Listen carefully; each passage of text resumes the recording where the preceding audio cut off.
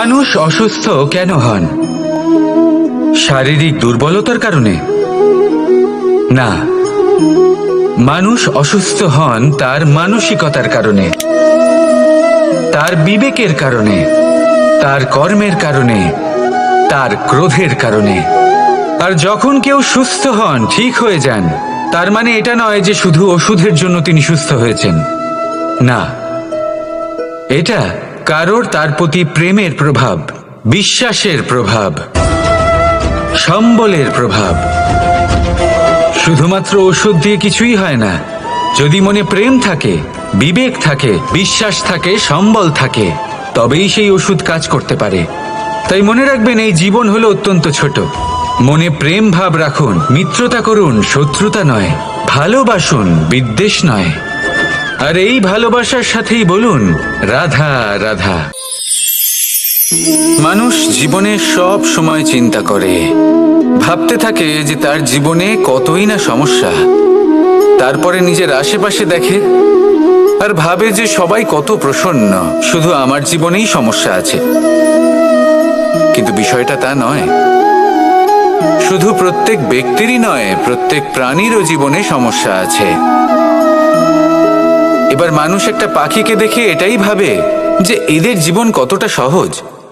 কোনো দেশেরই সীমারেখা এদের ওপর লাগু হয় না। কোথায় থাকবে সেই নিয়েও কোনো ভাবনা নেই। কত শান্তির জীবন এদের। তারপর সে একটা পিঁপড়েকে দেখে আর এটা ভাবে কি অসাধারণ, এদের তো সারা জীবনই মাটির উপরেই অতিবাহিত হয়, খাবারটাও মাটিতেই পেয়ে যায়। কি শান্তির জীবন এদের। কিন্তু যখন কোনো ঝড় আসে, তখন সবার আগে সেই পাখির বাসাটাই ঝড়ে ভেঙে যায়। এই পাখি যে শাখাতেই গিয়ে বসে পড়ুক, তাদের উপর সবসময় সংকট থাকে যে ওপর থেকে কোনো বড় পাখি এসে তাদের উপর প্রহার না করে, তারা নিজেদের প্রাণ না হারায়। আর যদি কথা বলি পিঁপড়েকে নিয়ে, এদের উপর সবসময় সংকট থাকে যে কোনোভাবে বাতাস বা জল এদের ভাসিয়ে না নিয়ে যায়, কোনো প্রাণী ওকে পা দিয়ে পিষে না দেয়, এই পিঁপড়ে পিষ্ট হয়ে না মারা যায়। দেখুন, সমস্যা প্রত্যেকের জীবনে রয়েছে আর এই সমস্যা আসতেই থাকবে। এর অর্থ এটা নয় যে এই সমস্যার সম্মুখীনই হওয়া যায় না, এর সমাধানও সম্ভব নয়। প্রত্যেক সমস্যার সমাধান অবশ্যই আছে, শুধু শান্ত মনে সেটা খুঁজে বের করতে হবে। তাহলে সেটাই করুন। প্রত্যেক সমস্যার সমাধান করতে থাকুন। যত সমাধান করবেন, জীবন আনন্দময় হয়ে উঠবে। যদি সমাধান না করেন, তাহলে আজীবন দুঃখই পেতে থাকবেন। আসুন আমার সাথে ভালোবেসে বলুন রাধা রাধা। কর্ম, ধর্ম আর কর্তব্য, এই তিনটি একে অপরের সাথে জড়িত। আর অনেক সময় এই তিনটি পালন করতে করতে আমাদের সেই ব্যক্তির সামনে গিয়ে দাঁড়াতে হয়, তার বিরুদ্ধেই যেতে হয়, যাকে আমরা সব থেকে বেশি ভালোবাসি। কিন্তু সেইখানে এই যুদ্ধ কোনো ব্যক্তিগত যুদ্ধ থাকে না। এ হলো কর্ম, ধর্ম আর কর্তব্যের যুদ্ধ। এটা সরল নয়, অত্যন্ত কঠিন হয় তার সম্মুখীন হওয়া যাকে আমরা সব থেকে বেশি সম্মান করি।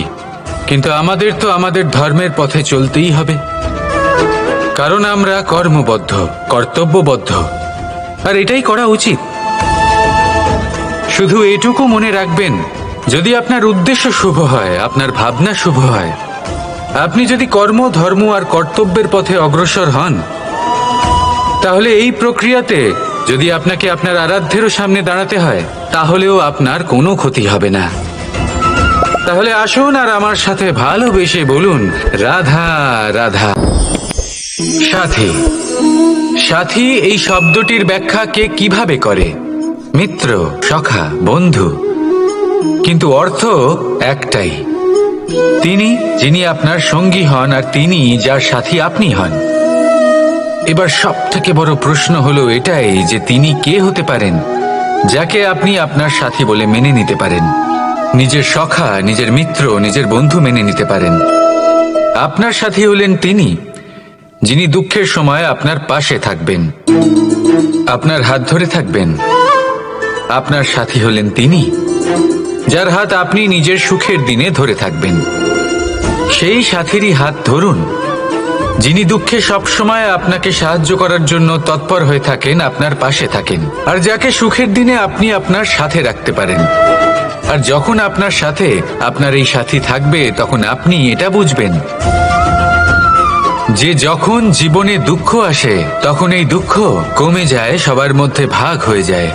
আর যদি তখন সুখ আসে তাহলে সেটা সবার উপস্থিতিতে আরো বেড়ে যায়। এটাই হলো প্রেম, এটাই হলো ভালোবাসা, এটাই হলো সঙ্গ। যেমন সম্পর্ক আমার আর রাধার মাঝে। তাহলে আসুন আর আমার সাথে ভালোবেসে বলুন, রাধা রাধা। সংসারে আপনি এমন অনেকজন পাবেন যারা আপনাকে বলবেন যে আপনার কি করা উচিত, কিন্তু তার থেকেও বেশি গুরুত্বপূর্ণ বিষয় হলো আপনার কি করা উচিত নয়। আজ আমি আপনাকে এমন 3টি বিষয় বলবো যা নিজের জীবনে আপনার করা উচিত নয়। প্রথম কথা, আনন্দে কখনো কথা দিতে নেই। আনন্দ আপনার যুক্তি হরণ করে, আর তারপর আনন্দে দেওয়া এই কথা পরবর্তীকালে গলার ফাঁস হয়ে যায়। দ্বিতীয় কথা, কখনো ক্রুদ্ধ হয়ে উত্তর দেবেন না। ক্রোধ আপনার বিবেককে লুপ্ত করে, ভবিষ্যৎ দৃষ্টিকে অন্ধ করে। কিছু মুহূর্তের জন্য জন্ম নেওয়া এই ক্রোধ আর ক্রোধজাত উত্তর ভবিষ্যতে সারা জীবন এক প্রশ্ন হয়ে দাঁড়ায়। আর তৃতীয়ত, কখনো দুঃখে সিদ্ধান্ত নেবেন না। দুঃখ আপনার ভাবনা চিন্তা করার ক্ষমতা সীমিত করে দেয়, আর দুঃখী মনে নেওয়া সিদ্ধান্ত সব সময় দুঃখই দেয়। সত্যি কথা বলতে কি, বচন, উত্তর আর সিদ্ধান্ত সব সময় জীবনে ভেবেচিন্তে নেওয়া আর দেওয়া উচিত। ভেবেচিন্তে যদি কাজ করেন, এই সংসারে কখনো কোনো সমস্যার সম্মুখীন হতে হবে না। রাধা রাধা। জীবনে কিছু অর্জন করতে গেলে ভাবনা আর কর্ম অত্যন্ত গুরুত্বপূর্ণ। কিন্তু শুধু ভাবনা দিয়ে বা শুধু কর্মের দ্বারা আপনি সাফল্য অর্জন করতে পারেন না। কিছু মানুষ ভাবতেই থাকেন, কর্ম করতে পারেন না, আর সেই জন্য তারা সফল হতে পারেন না। কিছু মানুষ ভাবনা চিন্তা না করেই কর্ম করতে থাকেন, তারাও সাফল্য অর্জন করতে পারেন না। তাহলে মনে রাখবেন, গাছ কাটতে হলে কুঠারের বারংবার প্রহারের সাথে সাথেই সেই কুঠার কোন দিকে মারা হচ্ছে সেই খেয়ালও অবশ্যই রাখতে হবে। ভাবনা আর কর্ম, এই দুইয়ের সঠিক সংমিশ্রণ হলে আপনি অবশ্যই সাফল্য পাবেন। রাধা রাধা। আমরা সবাই জীবনে নিজের জন্য সবচেয়ে ভালোটাই চাই, সবচেয়ে ভালো সুবিধে পেতে চাই, সবচেয়ে বেশি সম্মান পেতে চাই। কিন্তু সবার পক্ষে এইসব পাওয়া কি সম্ভব? হ্যাঁ, নিশ্চয়ই। শুধু একমাত্র বাধা সময়। আমাদের জীবনের কোনো স্থায়িত্ব নেই, তাই যদি সময়ের সদ্ব্যবহার করেন তাহলে একটু সুবিধে হতে পারে। এবারে দেখুন, যাদের সবসময় স্বপ্ন দেখতে ভালো লাগে তার জন্য রাত্রি কম পড়ে যায়, আর যারা স্বপ্ন পূরণ করতে চান তাদের জন্য দিন কম পড়ে যায়। যারা সম্মান পেতে চান তাদের জন্য সব সময় পরোপকার কম পড়ে যায়, আর যারা জ্ঞান অর্জন করতে চান তাদের জন্য মনোসংযোগ। জীবনে যদি নিজের লক্ষ্যে পৌঁছতে চান তবে সময়ের বিভাজন আপনাকে ঠিক করতেই হবে। মনে রাখবেন, রাধা রাধা। আমরা মানুষেরা কতটা জেদি হই। একবার লক্ষ্যে দৃষ্টি স্থির করে নিলে তা পাওয়ার জন্য মন প্রাণ লাগিয়ে দিই, কিন্তু সেই লক্ষ্যে পৌঁছবার ব্যস্ততায় সেই পথ চলার আনন্দ পেতেই ভুলে যাই। নিজের স্বাস্থ্য নষ্ট করে দিই অর্থ অর্জন করতে গিয়ে, আবার সেই অর্থই নিজের স্বাস্থ্য শুধরবার জন্য ব্যবহার করে ফেলি। বুঝুন, দেখুন, ইচ্ছে খারাপ নয়, কিন্তু ইচ্ছে পূরণ করার চেষ্টায় ওই পথে আনন্দ পেতে ভুলে যাওয়া এ তো মূর্খতা। যা নেই তা পাওয়ার চেষ্টা আপনি অবশ্যই করুন, কিন্তু যা আছে তার সম্পূর্ণ আনন্দ থেকে বঞ্চিত থাকবেন না। রাধা রাধা।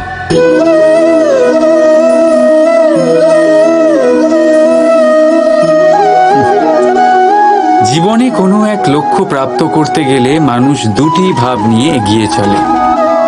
প্রথম, নিজের লক্ষ্যে পৌঁছানোর নিশ্চয়তা, আর দ্বিতীয়, নিজের লক্ষ্যে পৌঁছানোর পথ। সবাই এটাই করেন, কিন্তু সবাই নিজের লক্ষ্যে পৌঁছতে পারেন না। কেন? কারণ লক্ষ্যে যখন পৌঁছানো যায় না, মানুষকে কিছু বদলাতে হয়। কেউ নিজের নিশ্চয় লক্ষ্য বদলে ফেলেন, কেউ নিজের পথ। যারা নানান পথে চেষ্টা করতে থাকেন তারা সফল হয়েই যান, কিন্তু নিজের নিশ্চয় লক্ষ্য যারা বদলান, সাফল্যের স্বাদ তারা কখনোই পান না। তাই নিজের নিশ্চয় লক্ষ্য কখনো বদলাবেন না, কারণ নিশ্চয় লক্ষ্য হারালে পূর্ণিমার রাতেও চন্দ্রগ্রহণ দেখা যায়। নিজের নিশ্চয় লক্ষ্য বজায় রাখুন, আপনি সাফল্য অবশ্যই পাবেন। রাধা রাধা। পাওয়া আর হারানো এই দুই জীবনের গুরুত্বপূর্ণ অংশ। সারা জীবন প্রত্যেক মানুষ কিছু পায় আর কিছু হারায়। কখনো সম্পত্তি হারায় আর কখনো সম্মান, কখনো বন্ধু হারায় আর কখনো অহং। কিন্তু হারানোটা খারাপ বিষয় না, কারণ হারানোর সাথেই এক অমূল্য শিক্ষায় আপনি অভিজ্ঞ হয়ে ওঠেন যে কি করে আবার আপনি সেটা না হারান।